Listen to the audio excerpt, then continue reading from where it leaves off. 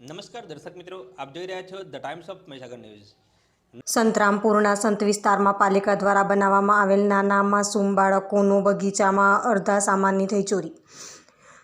સામાનની કાટમાળને તૂટેલી હાલતમાં હોવાથી નાના માસૂમ બાળકો શિકાર બને તેવા સંકેત।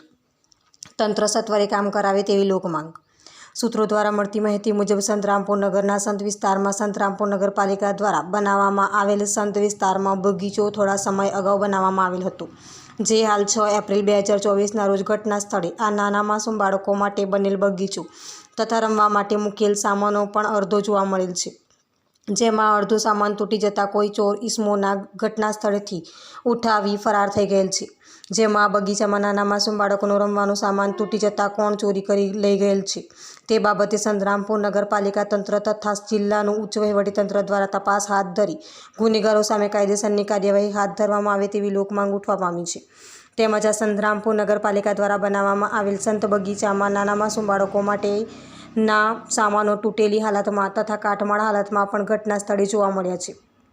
જેમાં નાના બાળકો રમત દરમિયાન ગંભીર ઘટનાના શિકાર પણ બને તેવી વિતર્કો સર્જાયેલ છે,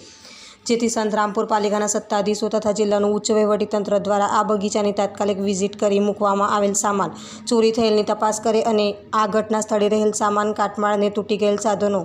નાના માસૂમ બાળકો ઇજાગ્રસ્ત ન થાય તેના ભાગરૂપે તાત્કાલિક સત્વરે કામ કરાવે તેવી લોકમાંગ ઉઠવા પામી છે, જેમાં આ બાબતે સંતરામપુર નગરપાલિકા જવાબદાર સત્તાધીશો બાળકોના હિત માટે જરૂરી રસ દાખવશે કે નહીં તે જોવાનું રહ્યું। સમાચારના માધ્યમથી જુઓ આગલા અંકમાં। આપના વિસ્તારના પડે પરના સમાચાર જોવા માટે અમારી channel the times of Mahisagar ન્યૂઝને